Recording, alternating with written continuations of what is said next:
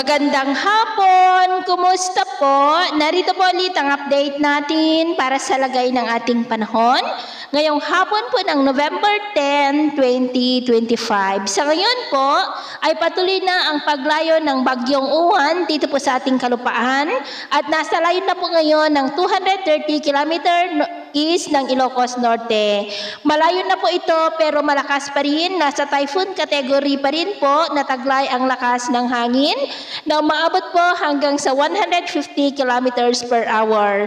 Kaya nakakaranas pa rin po ng maulap na kalangitan na minsan ay may mga pagbugso ng hangin at isolated rains sa malaking bahagi po ng Luzon, lalo na sa kanluran. At ito naman ay pinapakita ng forecast model na ating ginagamit hanggang po sa susunod na 2 linggo. At sa lagay ng ating panahon, ngayong hapon ay nakakaranas ng maulap na kalangitan with isolated rains. Ang malaking bahagi pa rin ng Northern Luzon, Central Luzon, Southern Luzon, Metro Manila, Western Visayas, Central Visayas at malaking bahagi po ng Mindanao. At dahil po sa bagyo, kahit na nasa West Philippines na po yan, ay may nakataas pa rin po ngayon ang Tropical Cyclone Wind Signal number 3 sa may Ilocos Sur, the northern and central portions ng La Union, sa may Luna, Caba, Santol, Bawang, City of San Fernando, San Juan, Bagulin, Aringay, Bangar, San Gabriel, Burgos, Nagilian, Agoo, Bacnotan, Sudipen, Balawan, maging pa sa northwestern portion ng Pangasinan, sa may Bolinao, Bani, Agno, City of Alaminos at Anda. Signal number 2 sa may Batanes, Cagayan, kasama ng Babuyan Islands, Isabela, Quirino, Nueva Vizcaya, Apayao, Abra, Kalinga, Mountain Province, Ifugao, Benguet, Ilocos Norte, the rest of La Union, nalalabing bahagi ng Pangasinan, Aurora, Zambales, Bataan, Nueva Ecija, Tarlac, Pampanga at Bulacan. Signal number 1 sa may Metro Manila, Cavite, Laguna, Batangas, Rizal, Quezon, kasama ng Polillo Islands,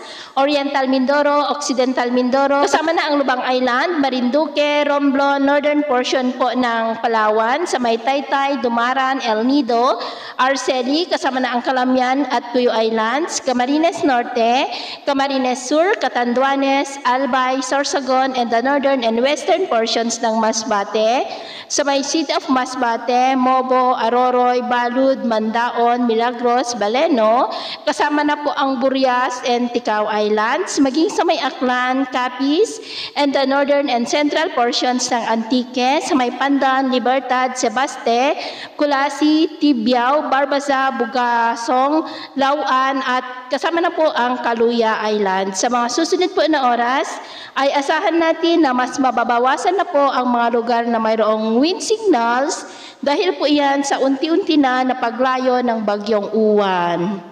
Matataas rin po ngayon ang mga alon natin sa buong seaboard ng Luzon na ang mga alon po ay posibleng aabot hanggang po sa 4 to 12 meters height. Kaya hanggat maaari po ay iwasan na muna natin ang papalaot dyan sa mga may kulay pula para mas makaiwas sa mga sakunang pangkaragatan.